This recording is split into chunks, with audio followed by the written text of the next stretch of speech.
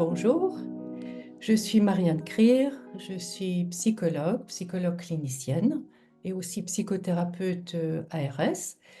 Je travaille à Nancy, donc dans le nord-est de la France, à la fois dans un institut de réadaptation et en libéral. J'ai une petite activité en libéral, donc principalement auprès de personnes adultes. Je suis arrivée vers l'EMDR en 2004 et puis superviseuse depuis 2016-2017 et j'interviens donc pour l'Institut français EMDR et également au Centre Pierre-Janet à l'Université de Lorraine et pour un institut au Luxembourg. Donc là, pour l'Institut français EMDR, je vais vous parler de la formation tremplin pour se lancer dans la pratique EMDR. Donc, c'est une formation qui a vu le jour au moment du Covid. Au moment du Covid, on a continué à former les personnes à la pratique de l'EMDR. Et c'était une période dont vous vous souvenez qui était un petit peu particulière, où il y avait des participants où on a senti qu'il y avait besoin d'être un petit peu plus rassurés par rapport à leur formation, d'autant plus que c'était le début de la formation en visio, en Zoom.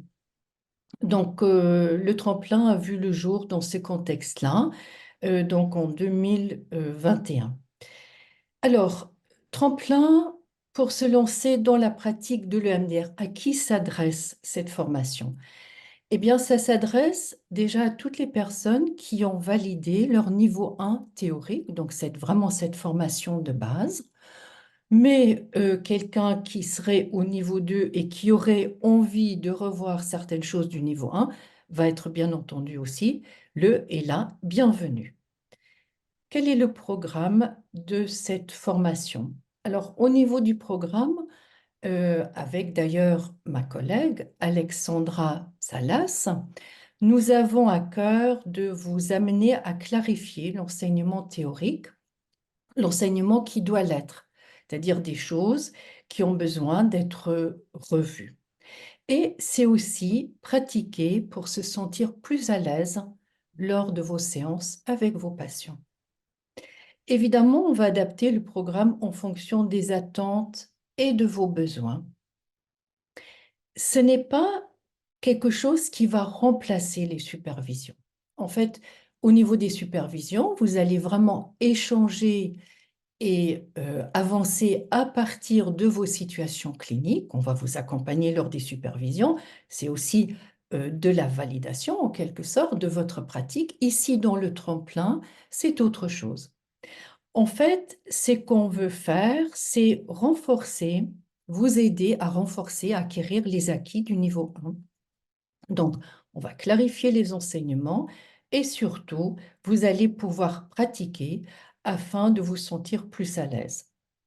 Alors, comment ça se passe concrètement? En fait, vous allez aborder par questions et nous, on va donner des réponses. Alors, les questions, c'est vraiment en fonction de vos besoins. Donc, n'hésitez surtout pas à poser toutes les questions que vous avez. Venez à la formation du tremplin avec votre manuel du niveau 1 et avec toutes les questions.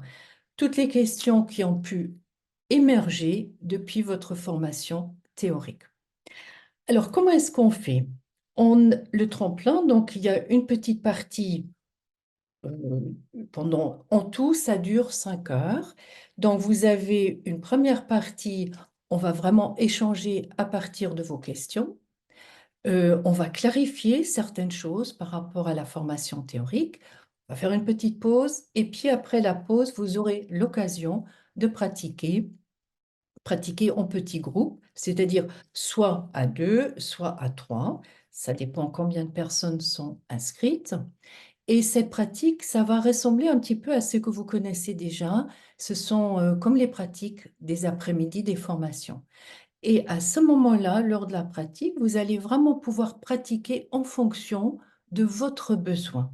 Concrètement, la formation tremplin se fait en petits groupes.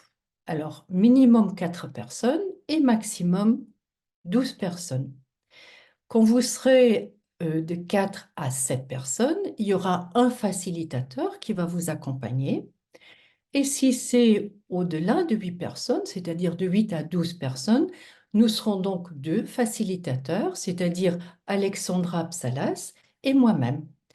Alors, l'expérience là des tremplins qui ont eu lieu jusqu'à maintenant, avec quels besoins ou quelles attentes les gens peuvent-ils venir ou elles venir? Alors, c'est souvent d'avoir besoin d'un éclairage. C'est aussi très souvent le besoin d'être simplement rassuré. Alors, un éclairage par rapport à quoi? Très souvent, c'est le plan de ciblage. Comment je fais ce plan de ciblage? Comment je navigue dans le plan de ciblage? C'est aussi des collègues qui disent, bah, moi je veux bien pratiquer, mais j'hésite un petit peu, j'ai peur de déstabiliser la personne. Comment est-ce que je peux faire pour restabiliser si un patient a été déstabilisé, notamment en phase 4? D'autres qui disent, mais la phase 8, c'est quelque chose qui n'est pas très clair pour moi. Et puis encore d'autres qui disent, mais le scénario du futur, ça a été vu le dernier jour, mais je ne sais pas trop, j'ai jamais pratiqué. Voilà. Donc, c'est des questions très précises par rapport à ce qui a été vu lors de l'enseignement théorique niveau 1 et aussi des attentes ou des besoins que vous pourriez avoir par rapport à la pratique. Et donc, vous allez pouvoir pratiquer en petits groupes après la pause. Voilà, j'espère que vous serez nombreux à vous inscrire dans cette formation tremplin. Vous savez, après les formations niveau 1, vous avez plusieurs possibilités pour continuer à être à l'aise dans la pratique de l'EMDR, soit sous forme d'intravision, soit en ayant des petits groupes WhatsApp où vous allez échanger avec les collègues, soit par l'association Français EMDR. Et puis le tremplin, finalement, il vient aussi en option et en complément à tout ce qui peut exister pour que vous puissiez vous sentir plus à l'aise pour aller pratiquer avec vos patients. Voilà, donc vous serez les bienvenus et j'espère qu'on aura l'occasion de vous recevoir très prochainement. Voilà, merci à vous.